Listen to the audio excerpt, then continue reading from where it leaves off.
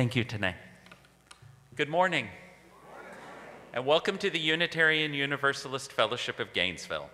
My name is Jeff Stevens, and I will be serving as your worship associate for this Sunday as we explore our vision, mission, and covenant. We enthusiastically welcome you to our sanctuary.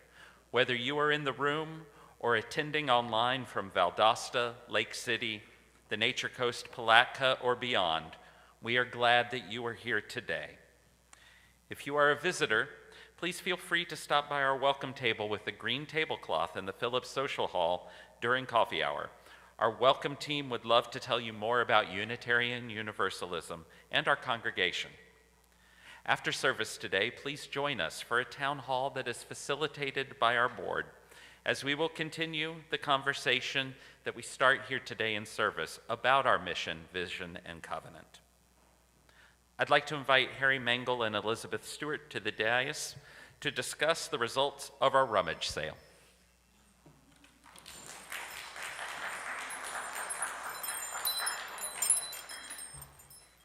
Hello, I'm Harry Mangle. And I'm Elizabeth Stewart.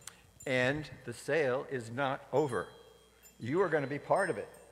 Everything outside is free, except we would love a donation. Anyway, we did it. You did it by reading our announcements. That was Elizabeth. Bringing in cherished but no longer needed treasures than yesterday, and buying someone else's no longer needed treasures.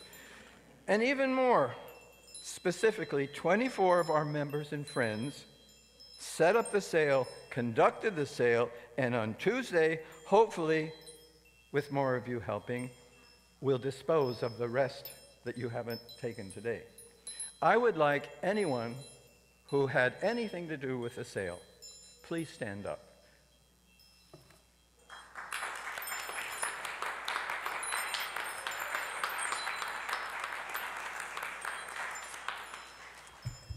Actually, all of you could stand up because you brought things in. Anyway, and now the answer you've been waiting for. Harry, how much money did we make for the sale? Da-da-da-da-da-da. Well, you may be a little premature because there are still reimbursements. People are still giving me money. So, but we will make almost, and I think it's going to be over, $3,000. Congratulations to you all. And the event would have not happened without the amazing help of Elizabeth and Marilyn. Stand up.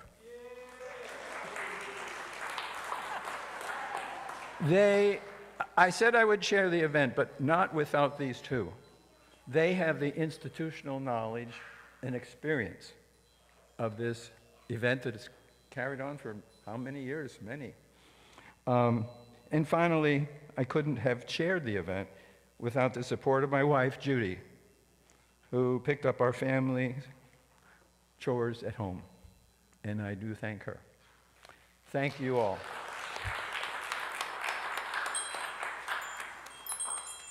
There have been many little ironies in the preparation and execution of this event. Harry came up and said, "Oh, look, I have advertising." And I said, "Oh, look, that came from my house." Anyway, it's been a lot of work, but it's also been a huge joy to participate in this event. And yes, we want each and every one of you to feel like you're a part of it. So, at 12:15 today, we are inviting you to take a box or a bag, go through whatever is now left, because, you know, one man's trash is another man's treasure. Well, now it's all of our trash. So we need to get rid of it one way or another. So if you see something that you think, oh, this would be perfect to take to my favorite thrift shop, please do. If you see something that goes, what were they thinking, and it belongs in the trash, take it home and put it in your trash. Because this dumpster on Tuesday will probably be groaning, filled to overflowing, and we wish for dumpster divers. So if you know any, send them our way. thanks again. It's been a great experience, and we'll do it again next year, maybe? I'll be emeritus.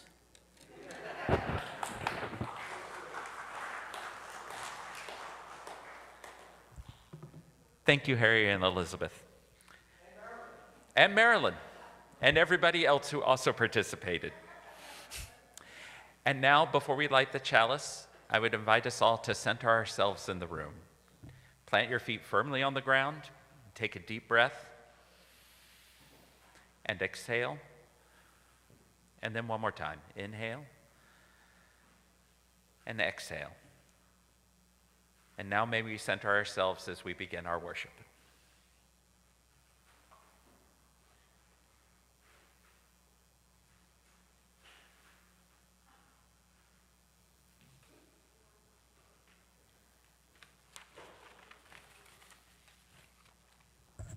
Good morning, everyone. My name is James Chase, and I am the Director of Lifestyle and Faith Development here at the Unitarian Universalist Fellowship of Gainesville. I'm a non-binary, medium-sized person with curly brown hair, and today I am wearing a white and green dress with a dark blue polka dot sweater that's kind of off the shoulder. I'm wearing bracelets and necklaces, and I am happy to be here with all of you. So I have a big smile on my face. Today we are not just here to sit, we're gonna go on a little bit of an adventure together. This service is one that I've had a lot of fun planning with Mary Anthony, and it's designed to be kind of a journey as we stop at 4 different locations to help us get really precise and intentional about who we are becoming, who we are, and where we are gonna end up going. The first step will be talking about our covenant. This is our starting point. This is the place where we sit and we think about the promises that we've made to each other. This is where we set the boundaries for how we want to exist together within this community. It's the promise of how we travel. Our covenant is the base that we build on, the rules we all agree to follow as we travel together in community. The second step will be right relations.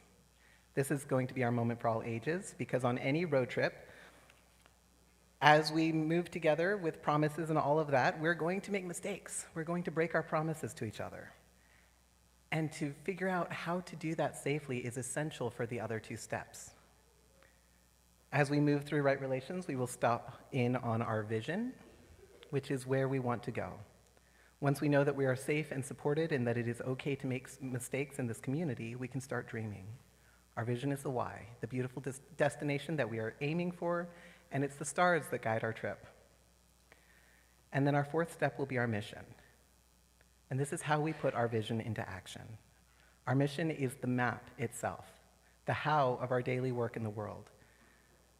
During this segment, we're going to hear from Mary Anthony about some ways that our mission is already active in our community now.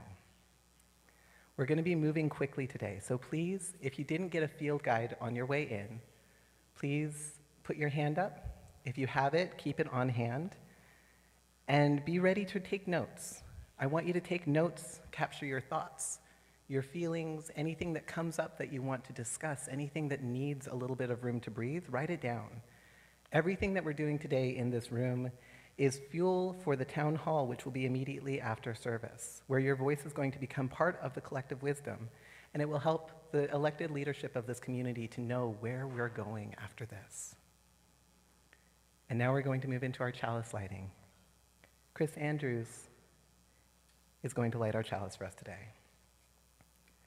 Our reading today is about covenant, and it's by Kendall L.R. Gibbons.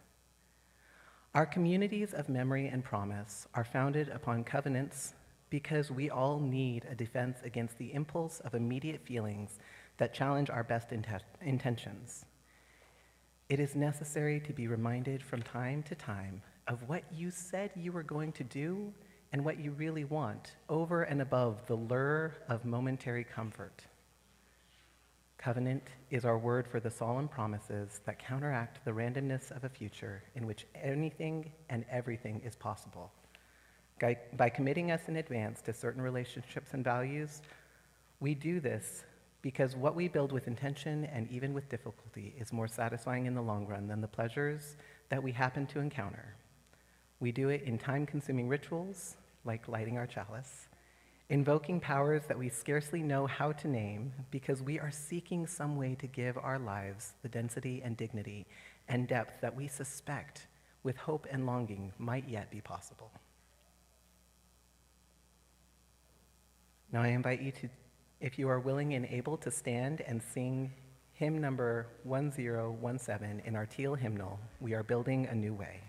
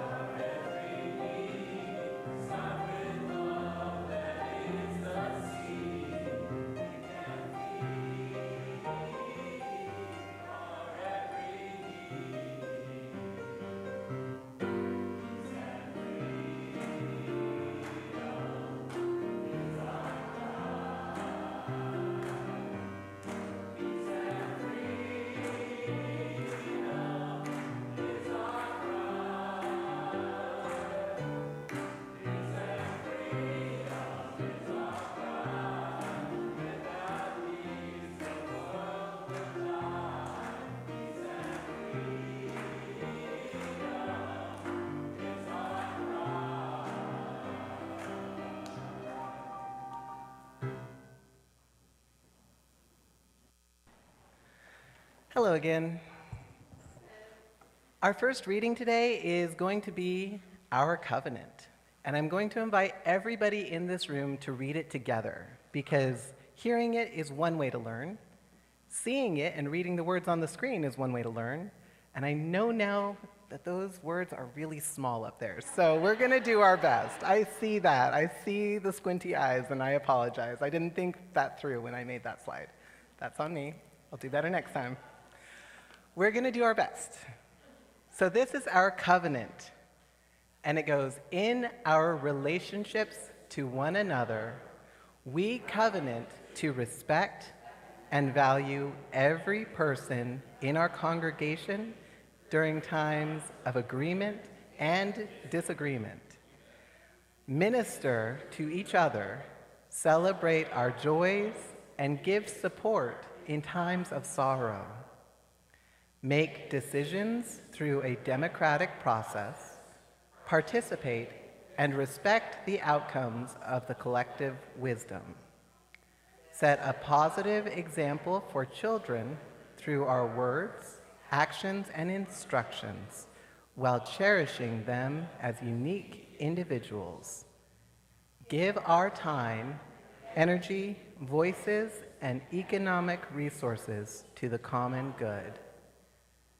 In all things, be guided by our Unitarian Universalist principles.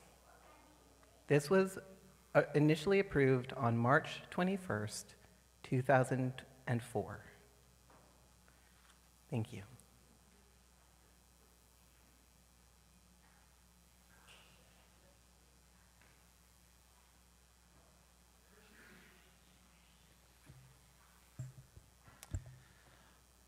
Our Joys and Sorrows book sits at the entrance of our sanctuary and is there for all members of this congregation and our friends to come and share their joys and sorrows in alignment with our second principle of our covenant. We believe that a joy shared is multiplied and that a sorrow shared is divided.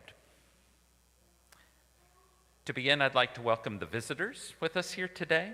You are not obligated to stand up and wave, but if you do want to wave, please do so. We welcome Vicki Davis, David Dale, Susan Thompson, Diane Trice, and Joshua Kuhn. Thank you so much for joining us today. We're glad you're here.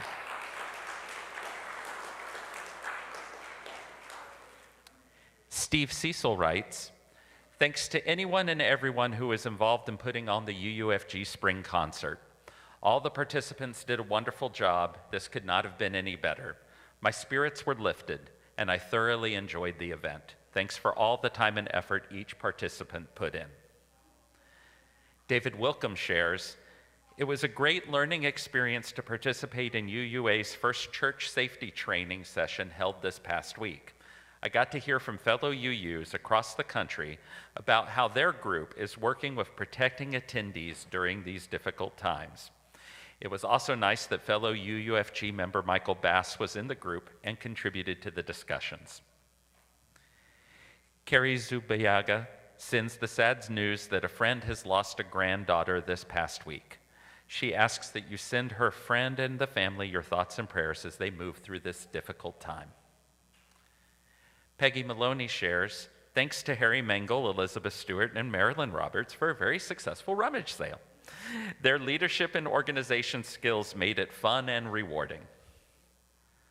Michael Bass shares that he enjoyed performing with the Ukulele Club of Gainesville at UCG last Sunday, and then with the Eucatarians at our spring concert. He's looking forward to doing it again next year. Anonymous shares that they are losing their home. And as relieving as it is to get out of that hellhole of a household, it's still very stressful facing the possibility of homelessness. Mary Anthony shares that she's graduating today. Thank you to this congregation while I worked on my master's degree.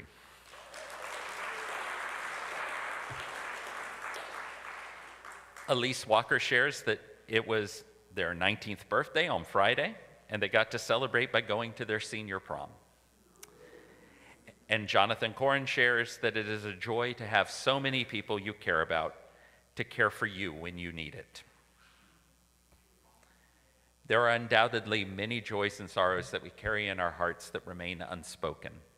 At this time, if you feel comfortable doing so, we would invite you to come forward to our communal water bowl. Pick out a stone for those that you are thinking about and drop it in those waters.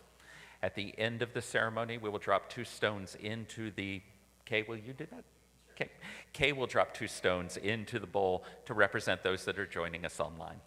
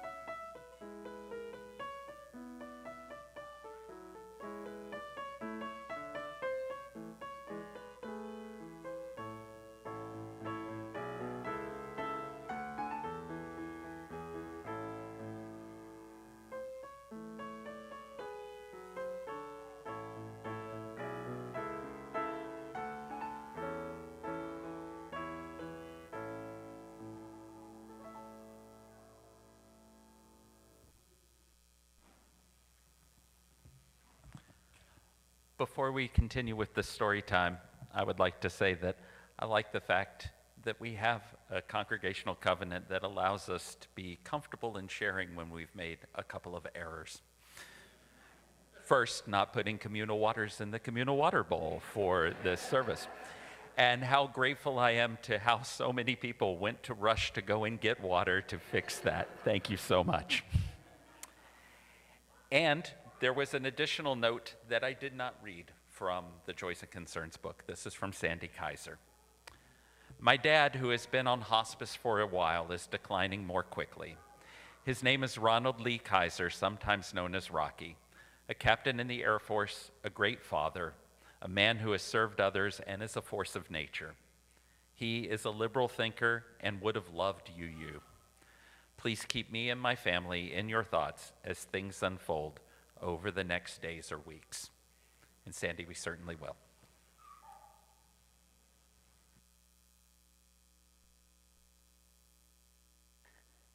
Good morning. You all know who I am by now, so I'm not going to introduce myself again. I'm James, if you didn't catch it, or if you came in a little late, that's fine. I realized that was a little bit rude. So I'm going to sit down up here, and I'm going to invite any kids who are willing and able to come and sit up here with me, because we've got a kind of long and a very fun moment for all ages today. We actually get to do 2 parts. Well, this is the introduction for the first part. And I think you guys will want to see this, because I have backup. It's not just me this time. We've got more people up here ready to help. Okay. So right now, we're going to be talking about a very, very special guide. And some of our kids know the rules to this guide already, so I'm going to ask for volunteers if you know the answers. Okay. So you might remember it. If somebody crosses your boundaries, what is the first thing you should do? Veronica got it. You ask them to stop. Why do we have to ask them to stop?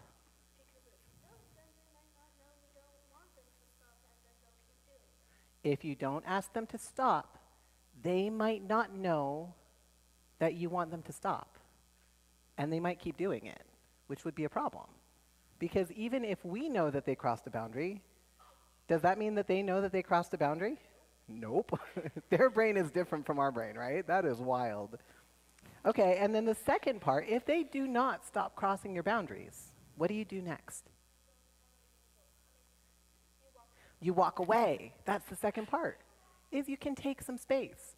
Luckily, this place is huge. So if somebody's crossing your boundaries, you can actually just walk away and go somewhere else. Unless it means, or run away if they're being like really scary. Unless it means that means that you cannot participate safely in community, or if you can't do that safely. But what happens, and I want a hand this time, what happens if they follow you and keep crossing your boundaries? Anybody else want to tell? Jude, what do? You get help. That's exactly right. And the slides are totally spoiling it, aren't they? Yeah. But okay, we're gonna do this in a play now. And I think you guys might like this, because I'm going to be really naughty during this play. Are you excited? Okay, so we're going to start over here, and our narrator gets to tell what we're doing. We are just walking around walking. Ow, stop it. Oh, I'm really sorry. You stomped on my toe. I didn't realize your toe was there. I'm really sorry. Oh, okay. Could we sit and talk about it a little bit? Yeah, we can do that. And maybe figure out a way to where we won't do that again. Maybe we should take a little bit of distance and walk further away. Yeah, but we can still walk together, right? Yeah, absolutely. Okay. Yeah, okay. So what we just did was, we're still on step 1.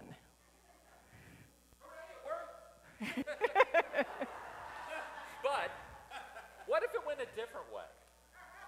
Oh, so we're going to do that again. We're never supposed to turn our back to the audience, but we did that. Well, okay. yeah. Ow, stop. You stomped on my toe. Well, if you didn't want me to stomp on your toe, why did you have toes? Your shoes look silly, and I don't think that you should have toes if you don't want them stepped on. Why did you come out here with toes today, Mary Anthony? That was not my fault. That was not my...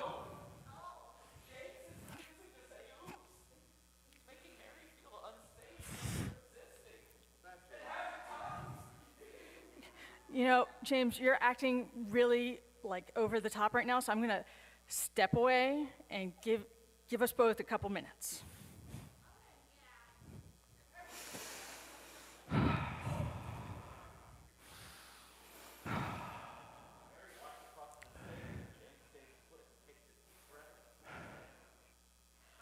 Mary. Mary walks across the stage. James stays put, takes a deep breath, and cools down. Mary, Yeah? I've taken a few deep breaths, and I realize now that perhaps I made a mistake. Oh, okay. And I'm very sorry. Could we maybe walk together again? Yeah, but a little bit more distance this time. Yeah. Yeah. And Maybe not so close. Maybe now we could do, yeah. that was oops, even though it took a while. Maybe now we should talk about what we should do to be safer. I think we should, yeah. Yeah, okay. That worked. But what if it didn't work?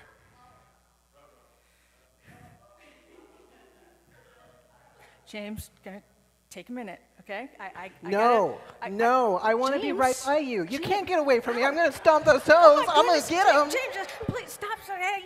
Oh no, now James is crossing a second boundary.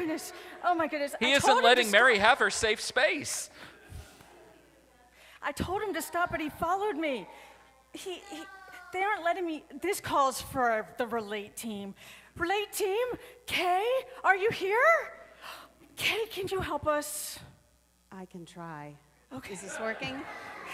This is step 3. For the kids, it's a grown-up. For the adults, it's our Relate team. Kay, can you help us get back to right relations? I'll do my best. James, What? it's okay. Can you come with me for a little bit and we'll just talk about the rules and how we all follow the rules so we can get along together all the time, okay? Yeah, we It's can talk okay. about it. Okay. Okay. Thank you. Thank you, Kay. Thank you, Jeff. Thank you, Mary Anthony. So there is an encore because now, after our skit, guys, was that really fun? That was fun, right? Yeah, it was really, really not nice. It was funny that I made Mary Anthony run away from me. Yeah, that was I'm pretty mostly amused that unusual. you managed to actually not stomp on a toe. I know. Good job. Thank you. Okay, so there is one more part to this skit. And this part is going to be a little bit more boring, so we got out the puppets that are a little bit cursed. These puppets are lovely, and my mother-in-law made them. They're wonderful. So these puppets get to be out today, so you guys have something to look at. Okay.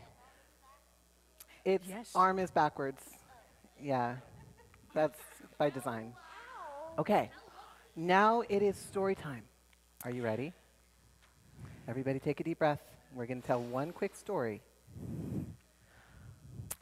So everyone, I wanted to tell you something. Last fall, I made a big mistake. Yeah. I noticed that there were bathrooms here, and they were for boys and for girls. And I thought to myself, there are a bunch of people here who are not just boys or just girls. And they don't have a nice bathroom to use. And I said to myself, I can fix this problem. I know we want to be a welcoming community for everyone, so I will put up some new signs, and everybody will use the bathroom that they feel most comfortable in.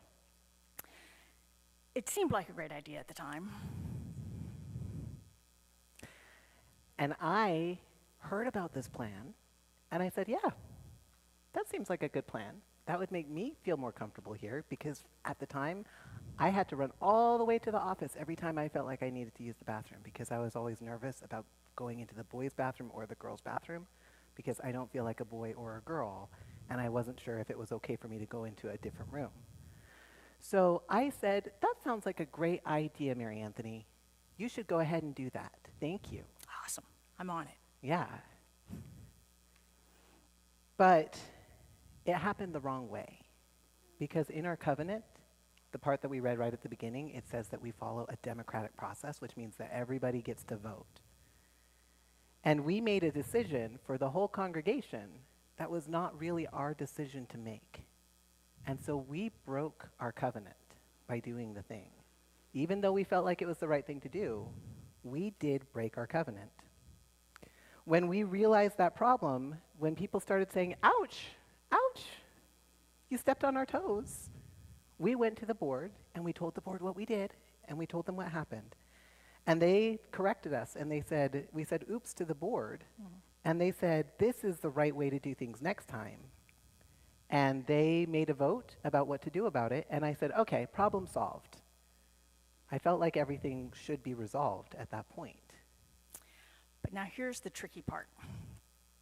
Usually when you make a mistake and somebody says, ouch, and you say, oops, you get to fix the problem, right? But the board, they decided that the new signs were really the right answer. So now we can't take down the new signs without crossing the boundaries again. Because now they've voted to keep the signs, so we can't take them down. And so they stayed, and bathrooms are now a place where everybody can feel comfortable. And they're still working on making it feel like safe for everybody. There's a whole project going on that. But so I was sitting here and I was like, a lot of people in the congregation had the ouch feeling that they had said, and I hadn't said oops. So I'm here today to say oops. I should have taken it to the board at the beginning. And now I know better.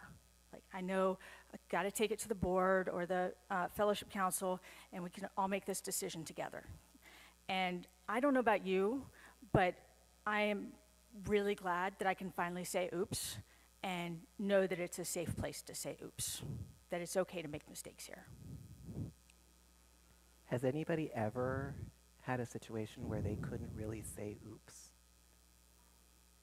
Yeah, where you couldn't say sorry, and there's a feeling that happens where maybe your heart starts to beat faster, or you start to feel kind of a burning feeling, and you might feel ashamed, or you might feel guilty, and you can't actually get rid of that feeling until you say oops.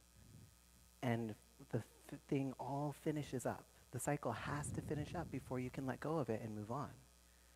And that was something that I didn't even really know about until recently.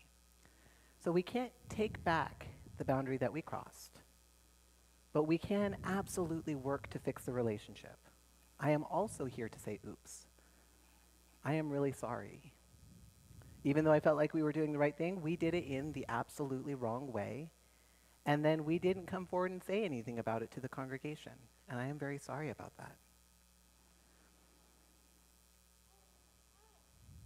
And I understand why we have to have it that way, because if everybody who saw a problem just decided to fix it and make changes that they wanted to make, that would be a big problem here too. So since I live far away now, and I'm leaving at 12:15 on the dot to go graduate, I will not be here during the week or after the service to talk and give my personal apologies to everybody, but I am very sorry for the hurt that I caused. This is a community that I love, that I chose to raise my family in, and I really hope that it will continue to be a good, safe, supportive place for all our kids. I also will be available to talk more often than Mary Anthony will. I will not be available after service because there will be a very cool town hall that all of you should be attending. But I will be available during the week, during my office hours, or you can send me an email and we can sit down and have a conversation if you need me to say I'm sorry to you directly, because sometimes you need to hear it directly, and I am available for that. If you ever have a problem that does not get resolved, please follow these steps. In this community, sometimes we don't always follow these steps, and it can lead to a lot of really yucky feelings that just get buried and not talked about, and that can cause a lot of fear. Because if we make mistakes and then we cannot say oops or ouch or anything like that without it being safe, then we cannot learn and grow. And with that, I want to thank Kay Anderson especially, because right now our Relate team is down to 2 members. Kay, please, yes.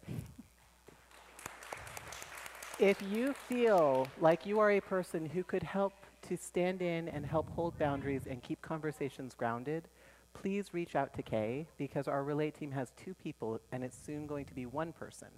And if we have a big, thriving Relate team where they're learning and growing together as a small group, then our community will be all the stronger for it. So please, please, please consider if you have any energy for just sitting and helping hold boundaries in a non-polarized, in a grounded, loving everybody kind of way. Reach out to Kay. And now, with that, you guys have been so patient. That was a big, long moment for all ages. And we're going to sing our children out to the playground, where they will do their own vision and mission building.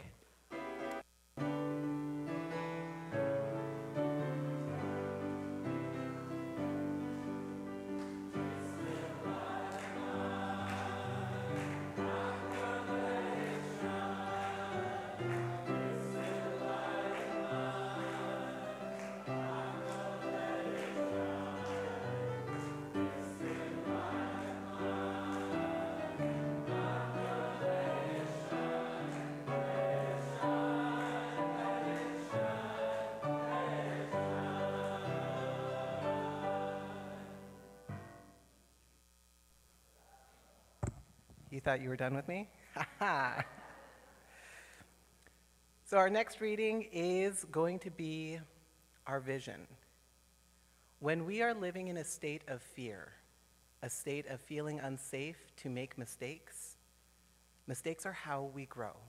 We don't know what hurts us. We don't know what hurts each other until we make mistakes. If we cannot make mistakes, we cannot progress to vision making and mission making. But once we have that safety of the right relations policy put into place and actually being used by those within this community, then we get to build our vision. This is our vision as it was written in 2004. And I'd like to invite everybody, please read it together. Our vision: to be a diverse religious community committed to lifelong spiritual growth and compassionate service to each other, our community, and the earth. Please have your notebooks out. If you have thoughts, if you have stories, if you have things that need to be written down, write them down. Carry these thoughts and feelings with you into the town hall. And now we'll have our invitation to generosity.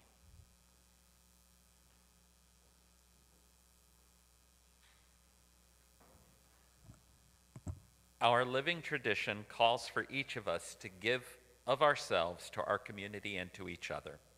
We do this through the donation of our time, our attention, our purposes, and our finances.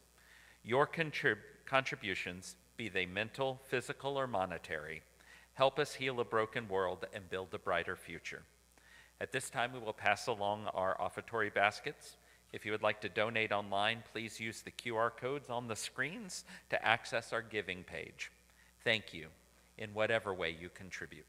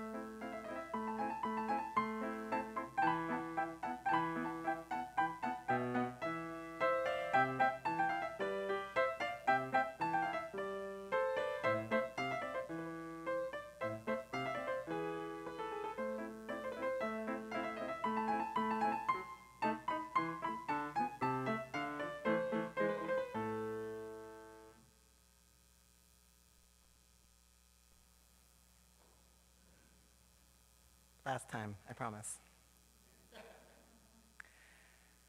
So our last stop today is talking about our mission. And this place is already enacting its mission in so many amazing, beautiful ways. When we have these services and we talk about who we are bravely and boldly in the world, when we as individuals go out into the world and carry our values and our love at the center, our mission is alive and well. But it's still worth looking back and thinking about the words that we have written down and reviewing and revising these words every once in a while. So let's read all together one more time. It's small font again. But let's read it one more time together. We're going to read our mission. Honor the inherent worth and dignity of all people of the world in which we live. Respect and encourage the many different approaches to spiritual fulfillment.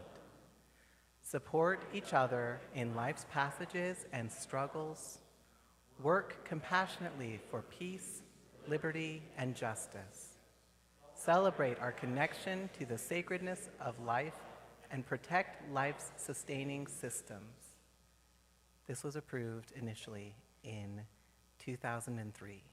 This has been the mission of our congregation for a long, wonderful time, and it's gotten us to a beautiful place. And maybe these words are perfect, and we don't need to touch them. And maybe it's time to look at them again, because over those last 20 years, 30 years, we have changed, and we have grown, and we are a new system, we are a new congregation, and we are beautiful. We're going to hear from Mary Anthony as they talk about one way that our congregation lives its mission fiercely and defiantly within the larger community that we exist.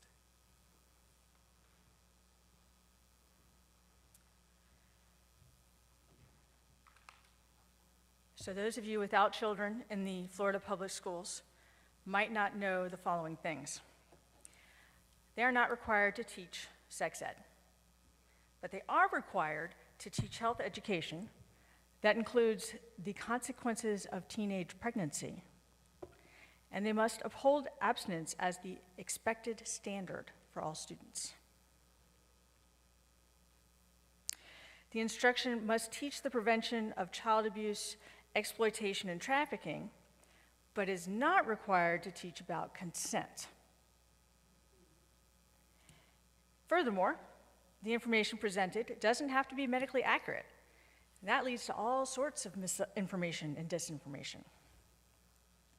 So in response to these laws, the Don't Say Gay law, and the laws eliminating any instruction about racism or sexism, local Unitarian Universalist and United Church of Christ congregations have countered by offering the OWL curriculum. And you may say, what's OWL? So glad you asked. OWL, which stands for Our Whole Lives, provides accurate, developmentally appropriate information about a range of topics, including relationships, gender identity and expression, sexual orientation, sexual health, and cultural influences on sexuality. OWL gives clear messages to all participants about their self-worth, sexual health, responsibility, justice, and inclusivity. Those sound like things that sound like you view things. So, in early January 2025, 13 UUFG members were trained as OWL facilitators in a weekend training sponsored by UUFG and the Gainesville United Church of Gainesville, UCG. These people gave up an entire weekend, plus several hours of preparation time, so I think that we should acknowledge them. Caitlin Ron, James Chase, and myself for the adult levels, which is 18 to termination.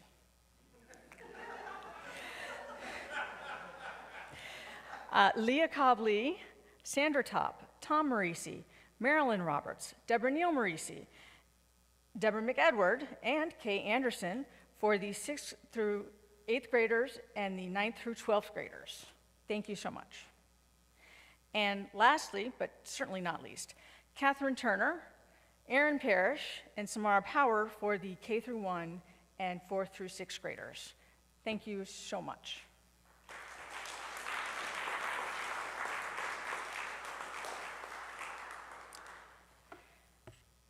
And I'd like to thank the UUF Foundation for sponsoring that hosting of that training. But those OWL facilitators went even further. We went on to provide OWL workshops for almost 40 participants, 15 in the adult levels that ran from May to August 2025, 12 meetings, 12 youth in the 7th through 9th grade level that ran from July to December. It's 25 meetings. They are working hard on this. And then 12 youth in the 4th through 6th grade levels that ran from August to October, and that's 11 meetings. So as part of my work for my Master of Public Health degree, I did a program evaluation on the 4th through 6th grade curriculum because I was like, surely this has been done before. It's widely used across the US, widely respected, and I learned that nobody had done any effectiveness training on it. So I did. With informed consent from the parents and the assent of the youth, I asked them 10 questions at the beginning of the OWL sessions, and then the same 10 questions at the end of the OWL workshops. So that's a classic pre-test, post-test design running paired t-test statistics. Woo-hoo. So the questions covered the topic of body image, puberty, STIs, healthy relationships, media, intimacy, communication, and consent. Each question was answered on a 5-stage Likert scale from strongly agree to strongly disagree. And I included an I don't know option. So an example of this, one of the questions was, I know 2 ways to consent to an action. And let me tell you, there were some things the youth did not know. So I ended up with 7 paired tests, and of those 7, 4 answered I don't know 13 times to 7 of the questions. It's interesting. There were 3 questions that didn't have any I don't knows, and 3 people who didn't have any I don't knows. But by the end of the OWL sessions, only 1 participant had any I don't know responses to 2 questions. That is what the statisticians, and the lay people can call significant. And it makes my faculty advisor very happy. But it made me very happy because the youth felt comfortable admitting that they didn't know things. And I want y'all to think back to when you were in 5th grade and you didn't know something. Could you admit that? So my question for you and for the field guide for your notes, other than OWL, where do you see us living our mission? Where could we be doing better? And can y'all put up the mission? Oh, y'all are so good. 2 uninterrupted minutes to think. Go.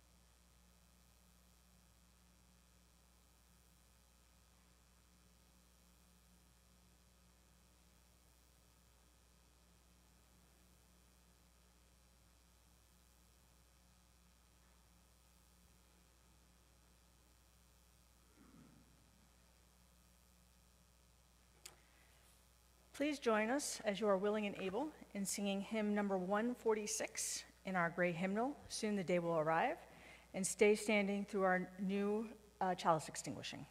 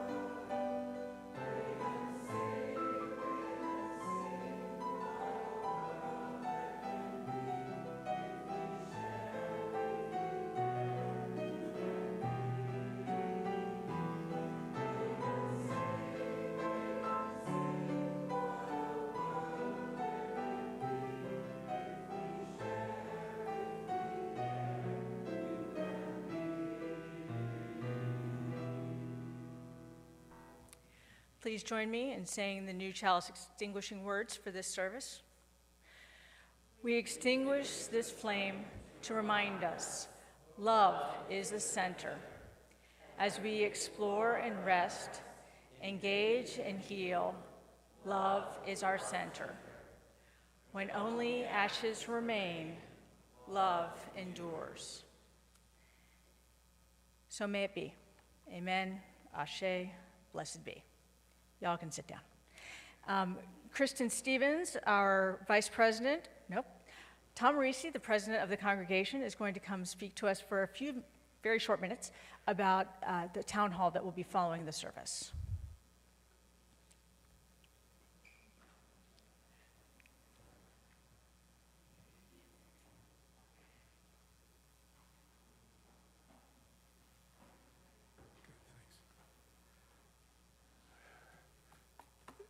I guess it's now afternoon, so good afternoon. I'd like you to come back at 12:30 and we will go into this a little bit more deeply. But for now, I want to give you an introduction to what we're planning and what we're going to do and how we are going to handle the results.